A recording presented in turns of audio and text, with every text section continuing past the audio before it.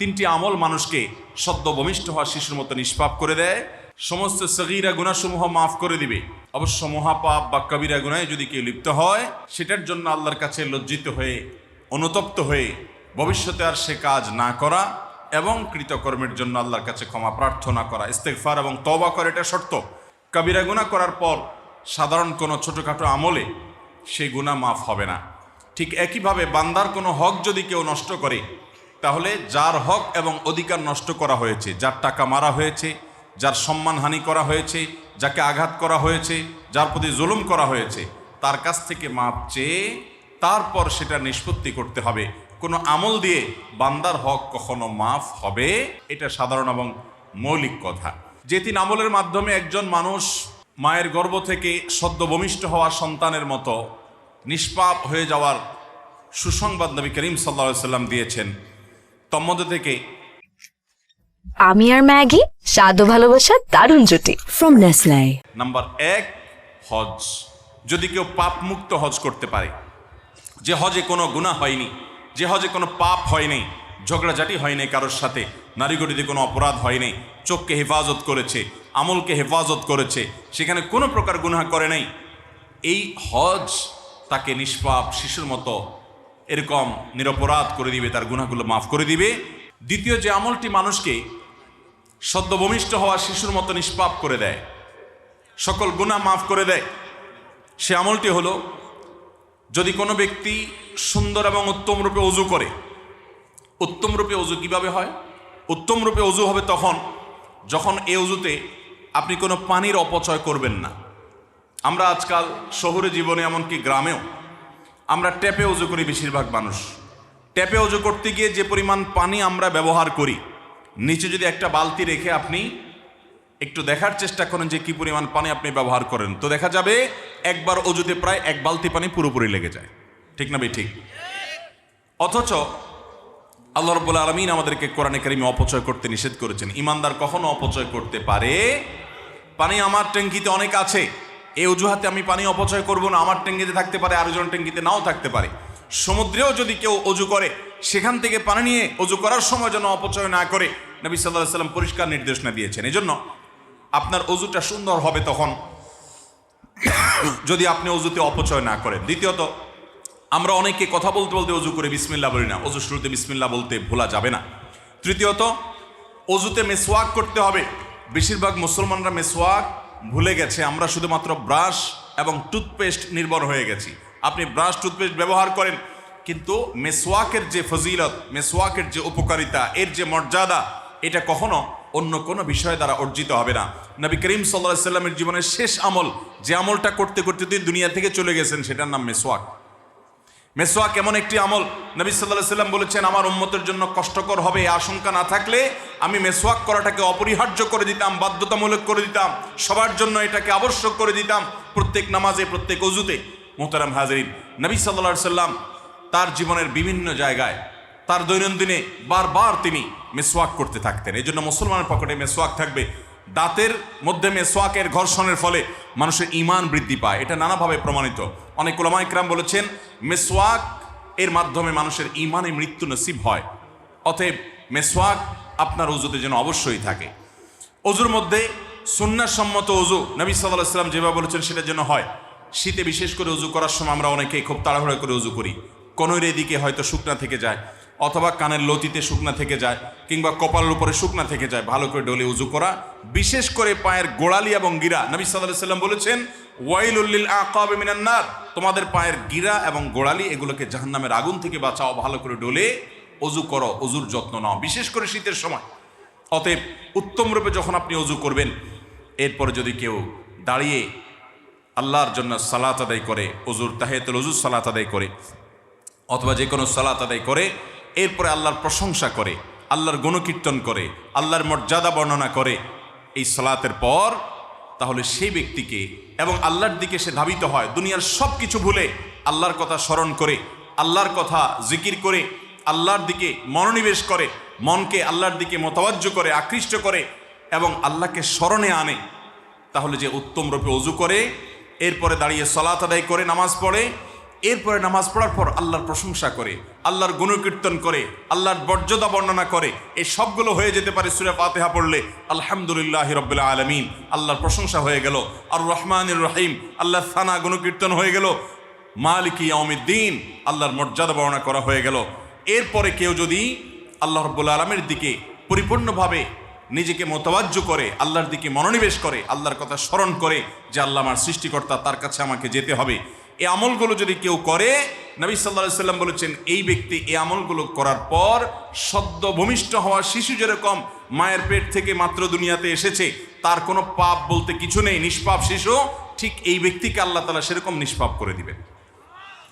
অতএব আমরা ওযু করার পর নামাজ পড়ার চেষ্টা করব তো ইনশাআল্লাহ।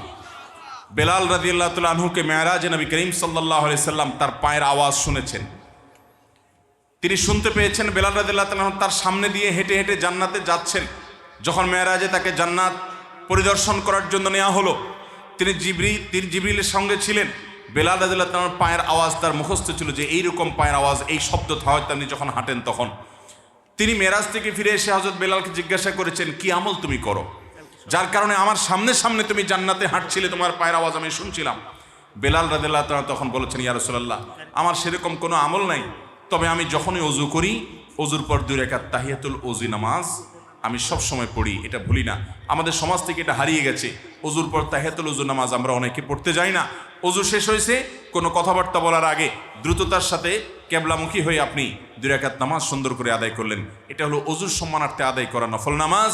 এই নামাজের মাধ্যমে বেলাল রাদিয়াল্লাহু তাআলা আল্লাহ তাআলা এই মর্যাদা দিয়েছেন। তো এই হাদিস থেকে আমরা বুঝলাম, যদি কেউ উত্তম রূপে ওযু করে, যে ওযুতে পানি অপচয় নাই, যে ওযুতে অহেতুক কথাবার্তা নেই, যে ওযুর শুরুতে বিসমিল্লাহ আছে, যে ওযুতে মিসওয়াক আছে, যে ওযুতে উত্তম রূপে ওযু আছে, যে ওযুতে সমস্ত সুন্নাতগুলো প্রতিপালন করে নাকে পানি এবং কুলি করা হয়েছে, এরকম ভালোভাবে ওযু করার পর যে ব্যক্তি নামাজ পড়বে, এরপরে আল্লাহর প্রশংসা করবে, গুণকীর্তন করবে, মর্যাদা বর্ণনা করবে, তারপর আল্লাহর দিকে মনোনিবেশ করবে, নিজেকে আল্লাহর কথা স্মরণ করবে। আজ মোবাইল ফোনের কারণে, ফেসবুক, ইউটিউব, টুইটার ইত্যাদির ব্যস্ততার কারণে আমরা আল্লাহকে মনে মনে স্মরণ করা, আল্লাহর সাথে কথোপকথন করা, আল্লাহর সাথে একান্ত সময় কাটানো, সেই সুযোগটা থেকে আমরা বেশিরভাগ মুসলমানরা বঞ্চিত। যদি আপনি নামাজের পর এরকম কিছু সময় আল্লাহর স্মরণ করেন, আল্লাহর দিকে মগ্ন হন, ধ্যান করেন এবং আল্লাহ রাব্বুল আলামিনের সাথে মনে মনে কথাবার্তা বলেন, আল্লাহর দিকে আকৃষ্ট হন, মনোনিবেশ করেন, তাহলে সেক্ষেত্রে এই আমলের মাধ্যমে আল্লাহ তাআলা আপনাকে সদ্য ভূমিষ্ঠ হওয়ার সন্তানের মতো নিষ্পাপ করে দিবেন। সবাই আমলটা করবো তো ইনশাআল্লাহ। নাম্বার 3, মুসনাদ আহমদে বর্ণিত হয়েছে, নবী করিম সাল্লাল্লাহু আলাইহি সাল্লাম বলেছেন, আল্লাহ রাব্বুল আলামিন হাদিসে কুদসিতে বলেছেন, ইযা ইবতালাইতু আবদাম মিন ইবাদি মুমিনান ফাহামিদানি, যখন আমি আমার কোনো বান্দাকে পরীক্ষায় ফেলি, বিপদে ফেলি, সে বিপদে পড়ার পর হাহুতাশ করা, অস্থির হওয়া এবং আল্লাহর প্রতি অনাস্থা প্রকাশ করার পরিবর্তে সে যদি বরং বিপদেও আল্লাহর প্রশংসা করে যে আল্লাহ আমাকে বিপদে ফেলেছেন, এর মধ্যে আমার জন্য কোনো কল্যাণ লুকায়িত আছে, এই বিপদে আমার জন্য কোনো না কোনো কল্যাণ আছে, সেই বিশ্বাসের জায়গা থেকে সে যদি আল্লাহর প্রশংসা করে যে অসুবিধা হয়েছে, সুখে তো অনেকেই আলহামদুলিল্লাহ বলে, আমি দুঃখে পেয়েও কষ্ট পেয়েও আল্লাহর শুকর আদায় করলাম, যদি এটা করে, ওয়াসবরা আলা মাবতালাই, এবং আল্লাহ তাআলা তাকে যে পরীক্ষা করেছেন এর জন্য সে যদি সবর করতে পারে, ফাইন্নাহু ইয়াকুমু মিন মাদজাহি যালিক কায়াউমি ওয়ালাদাতহু উম্মু, তাহলে সে অবস্থান থেকে যখন উঠবে, বিপদে সে সবর করার কারণে, ধৈর্য ধারণ করার কারণে, কোনো হাউতাশ না করার কারণে, আল্লাহর ফয়সালা এবং সিদ্ধান্তকে মেনে নেওয়ার কারণে আল্লাহ তাআলা তাকে নবজাতক এবং সদ্য ভূমিষ্ঠ হওয়া শিশুর মতো নিষ্পাপ করে দিবেন। অতএব সবর করবো তো ইনশাআল্লাহ। আমাদের জীবনে বিভিন্ন সময় বিপদ আপদ আসে না? আসে না? বিপদ আপদ ছাড়া কোনো মানুষ আছে? ইমানদার যারা, আল্লাহর নেককার বান্দা যারা, তাদের জীবনে বিপদ বরং আরো বেশি। নবী করিম সাল্লাল্লাহু আলাইহি ওয়াসাল্লাম বলেছেন, আশাদ্দুন নাসি বালাআন আল আম্বিয়া সুম্মাল আমসাল ফাল আমসাল, পৃথিবীর মানুষের মধ্যে সবচেয়ে বেশি বিপদগ্রস্ত, সবচেয়ে বেশি মুসিবত এবং বিপদের মুখোমুখি হয়েছেন আল্লাহর নবী রাসূলগণ। তাদের সাথে যাদের যত বেশি মিল হবে, সাদৃশ্য হবে, তাদের প্রতি বিপদ তত বেশি আসবে। এবং নবী করিম সাল্লাল্লাহু আলাইহি ওয়াসাল্লামের আরেক হাদিসে আমরা জানি, আল্লাহ তাআলা বলেছেন, ইন্নাল্লাহা ইযা আহাব্বা কওমান ইবতালাহুম, আল্লাহ যখন কোনো মানুষকে ভালোবাসেন তাকে আল্লাহ পরীক্ষায় ফেলেন, তাকে আল্লাহ বিপদ দেন, কষ্ট দেন। আল্লাহ দেখতে চান, প্রমাণ করতে চান। আল্লাহ তো সব কিছুই জানেন, তিনি প্রমাণ করতে চান যে আল্লাহরে বান্দা আল্লাহকে ভালোবেসেছে। সেটা মুখের কথা নয়, বরং সে বাস্তবেও আল্লাহর ফয়সালা এবং সিদ্ধান্তকে মেনে নেয়। রিদা বিল কাদা, আল্লাহর ফয়সালা মেনে নেওয়া অনেক বড় একটা কঠিন ব্যাপার। আপনি ব্যবসা করছেন, আপনার ব্যবসায় বড় ধরনের আপনার সমস্যা হয়েছে, লস হয়েছে, আপনি বিপদের মুখোমুখি হয়েছেন, আপনি কোথাও কোনো অনাকাঙ্ক্ষিত সমস্যার মুখোমুখি হয়েছেন। আমরা সাধারণত অধৈর্যশীল হয়ে যাই এই সময়টাতে। এই বিপদের পেছনে আমার কোনো কল্যাণ থাকবে, কোনো কল্যাণ যদি দুনিয়াতে নাও থাকে, এই বিপদে ধৈর্য ধারণ করার কারণে আমাকে আল্লাহ জান্নাত দিবেন, এটা আমার জন্য সর্বোচ্চ ডিল হতে পারে, সর্বোচ্চ লাভ হতে পারে, বিনিয়োগ হতে পারে।